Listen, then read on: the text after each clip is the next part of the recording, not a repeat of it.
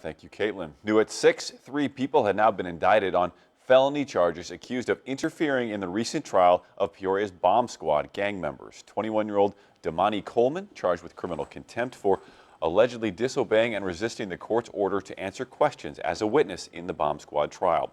35-year-old Anisha Crow, the mother of one of the gang members on trial, pleaded guilty to witness tampering last week. She admitted that during the final pretrial hearing, she stood at the courthouse entrance harassing and intimidating witnesses, telling them not to testify, even though they were all under subpoena. Then 30-year-old Ryan Greenwood is charged with perjury for lying under oath as a witness during the bomb squad trial. He faces up to 5 years in prison if he's convicted.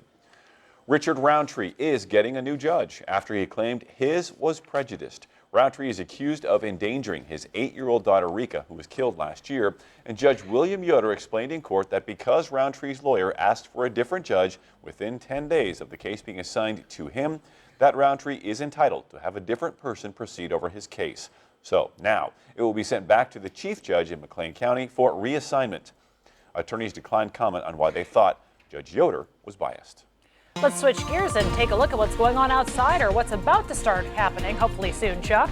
Yeah, take a look outside and it's just the same. Cloudy skies. We've had cloudy skies every hour of every day since Sunday afternoon. Continues tonight, continues tomorrow, and the first half of Saturday. We might have a little precip squeezed in between as well. Let's dial up the Doppler, see what's happening. Just cloudy skies out there, so we'll get used to it. But we do have some improvement just in time for the second half of the weekend. And we could even see maybe a flurry or some patchy freezing drizzle tonight and patchy fog as a little disturbance comes our way. 32 even freezing in Peoria. There's a look at the riverfront. You see the skies on top of the river there and all across central Illinois. They are cloudy.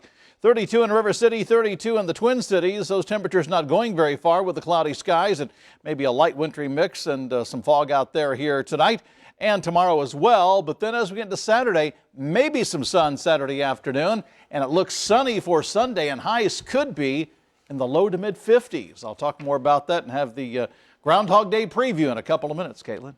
Sounds good, Chuck. Thank you. Illinois Governor J.B. Pritzker called for a crackdown on corruption yesterday, and today lawmakers got to work coming up with ideas on how to do that.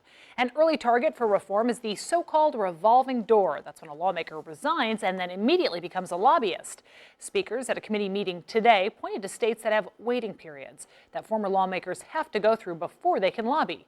House Majority Leader Greg Harris says they don't want to rush these reforms without making sure they'll work. There's a lot of nuance and detail that are coming out from these groups. So to me, it's making sure we've heard all the input from the public, from the different reform groups who have ideas, to be sure that we don't act prematurely. Harris mentioned the commission still has a lot of time left to meet and work on their suggestions before the end of March. The commission is set to meet again on Wednesday. This election season, voter security, of course, will be a huge priority nationally and in Illinois. After some problems in 2016, county clerks from across our area met today to discuss upgrades made to Illinois election systems. Andy Weber joining us from the newsroom with more. Andy? Caitlin, Tyler, in 2016, data from tens of thousands of Illinois voters may have been compromised because of election hacking. But this morning, county clerks from our area emphasized there are new procedures and systems in place to minimize risk. I think like with any incident, once somebody's done it, you get a ton of copycats. And those can be both internal or external entities. Tazewell County Clerk John Ackerman says that's where election officials throughout Illinois need to keep in mind. During a press conference on Thursday, Ackerman, along with clerks from neighboring counties, described the security measures in place as we near the primary elections. Upgrades include the launch of a state-owned fiber optic line for the submission of voter data.